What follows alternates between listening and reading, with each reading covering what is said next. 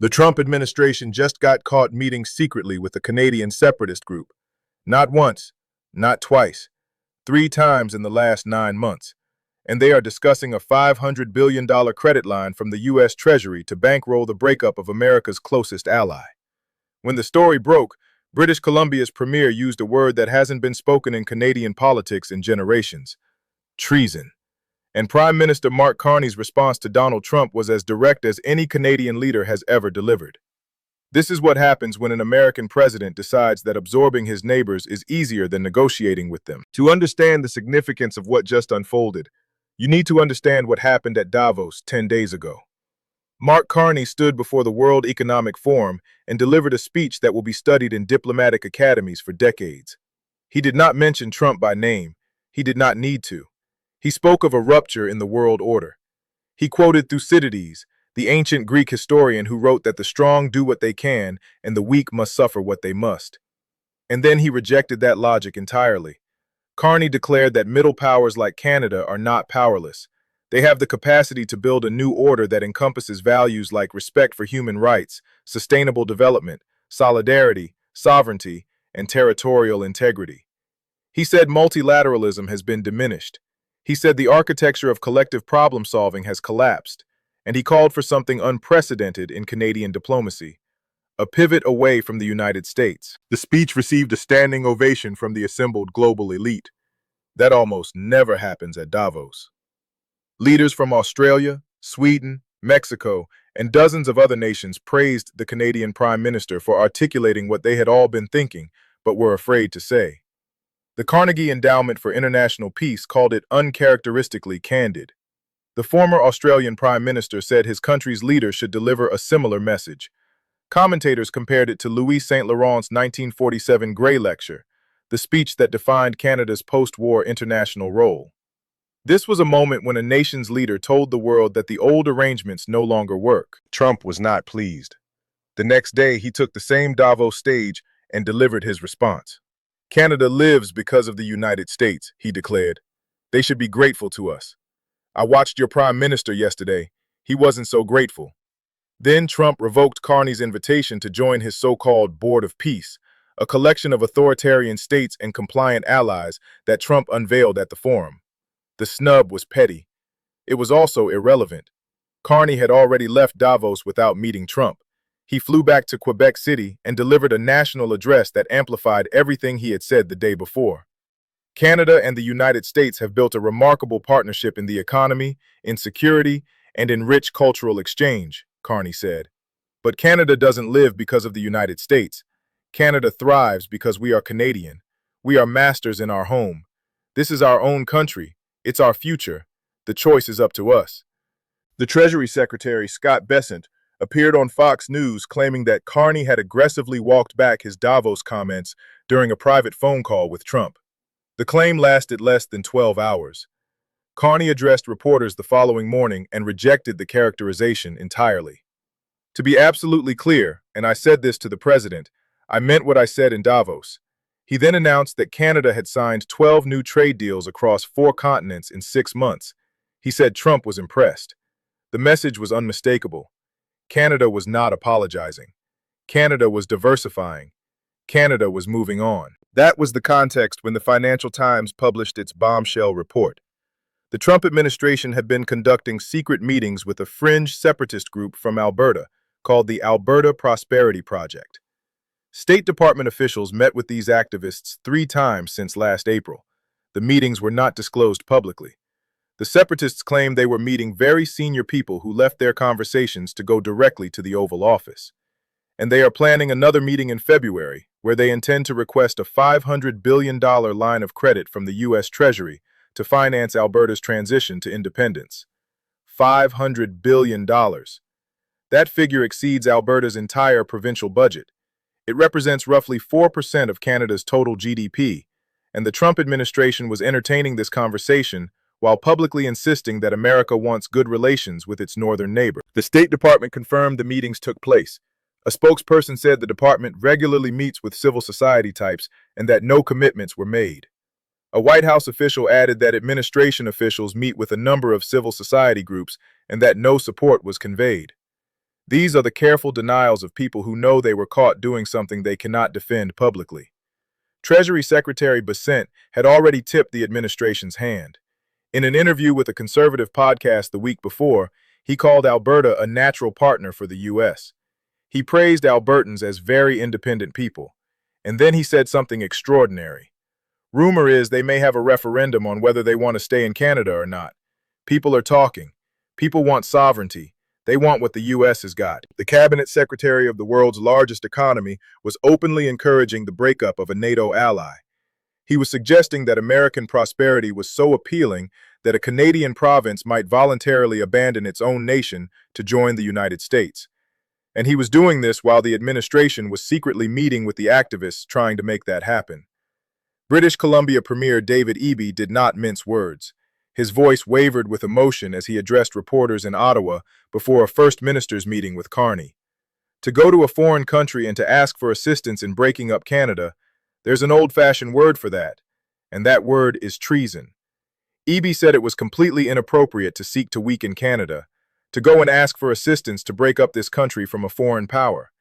He added that he would not describe the separatists as Albertans. The implication was clear. They had forfeited their claim to that identity. Ontario Premier Doug Ford was equally direct. He called on Alberta Premier Danielle Smith to stand up and say enough is enough.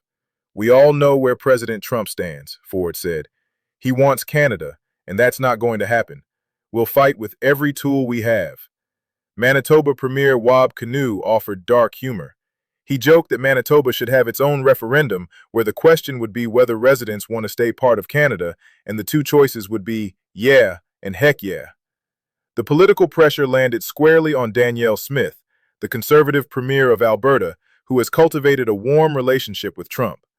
Smith visited Mar-a-Lago in January 2025, while other Canadian leaders were condemning Trump's calls to absorb Canada as the 51st state. Her government passed legislation last year, making it easier to organize an independence referendum. And when asked about the separatist meetings with Washington, she refused to condemn the movement. Smith said she supports a strong and sovereign Alberta within a united Canada. But she added that when you look at the polls, they suggest as many as 30% of Albertans have lost hope. That's about 1 million people. And I'm not going to demonize or marginalize 1 million of my fellow citizens when they've got legitimate grievances. Critics immediately noted the contradiction. Smith claims to oppose independence while simultaneously validating the movement's premise and refusing to criticize activists who sought foreign assistance to achieve it. Mark Carney's response was measured but pointed. He said he expects the U.S. administration to respect Canadian sovereignty. He said he raises the issue with Trump in their conversations and then moves on to discuss areas of cooperation. He noted that Trump has never personally raised Alberta independence in their discussions. The restraint was deliberate. Carney was not going to elevate the separatist movement by responding with alarm. He was going to treat it as a minor irritation that the American president should know better than to encourage. The poll numbers explain why Ottawa is not panicking. Despite years of separatist organizing in Alberta, support for independence remains marginal. A January survey from Polaris Strategic Insights found that only 19% of Albertans would vote for separation. An Ipsos poll put the figure at approximately 28%. That is comparable to Quebec, where separatism has deep cultural roots and organized political expression through the Parti Québécois. But it is nowhere near the threshold required to actually succeed. And there is another factor working against the separatists. Trump's support may actually be undermining their cause. Before Trump started publicly coveting Canadian territory, the Alberta independence movement was primarily about autonomy from Ottawa. The goal was not to join the United States. It was to escape federal policies that Albertans viewed as hostile to their oil and gas industry. Trump's interference has reframed the conversation. Now separation looks less like sovereignty and more like annexation. For proud Albertans who resent being told what to do by Ottawa, the prospect of taking orders from Washington instead is hardly an improvement. This brings us to the deeper question that Carney's Davos speech raised. What happens when the world's dominant power stops behaving like a partner and starts behaving like a predator? The post-war international order was built on the assumption that the United States would provide security guarantees, maintain open trade systems, and respect the sovereignty of allies. In exchange, those allies would integrate their economies with America, follow its diplomatic lead, and defer to its preferences on matters of global importance. That bargain worked for 80 years. It made Canada prosperous. It made Europe peaceful. It made Asia stable. But the bargain assumed good faith from Washington. It assumed that American power would be exercised within agreed limits. It assumed that treaties meant something. It assumed that the strong would restrain themselves even when restraint was inconvenient. Trump has rejected all of those assumptions. He has imposed tariffs on allies without justification. He has demanded territorial concessions from friendly nations. He has threatened to withdraw security guarantees from countries that do not comply with his preferences. And now, he is meeting secretly with activists trying to fracture the sovereignty of America's closest partner. Carney's response is to build alternatives. In the 6 months since taking office, his government has signed agreements with China, the European Union, India, and a dozen other nations. The strategic goal is explicit. Canada intends to double its non-US exports within a decade. It is reducing dependence on an American market that now represents more than 75% of Canadian trade. It is seeking partners who will treat it as an equal rather than a subordinate. The China deal has attracted the most attention. Carney signed a tariff reduction agreement with Beijing that Trump immediately condemned. The president threatened 100% tariffs on all Canadian goods if Canada proceeds with trade arrangements with China. Carney responded by noting that the agreement is similar to the deal Trump himself signed with Xi Jinping in South Korea last summer. The hypocrisy was obvious. Trump can negotiate with China. Canada cannot. But Carney is not pursuing a free trade agreement with China. He has been explicit about that. The relationship will have guardrails. Canada is building strategic partnerships with multiple powers precisely because it does not want to become dependent on any single one. The lesson of the Trump era is that dependence creates vulnerability, integration can become subordination, and sovereignty requires options. This is the argument Carney made at Davos that resonated so powerfully with leaders around the world. Great powers can afford to go it alone, he said. They have the market size, the military capacity, the leverage to dictate terms. Middle powers do not. But when we only negotiate bilaterally with a hegemon, we negotiate from weakness. We accept what is offered. We compete with each other to be the most accommodating. This is not sovereignty.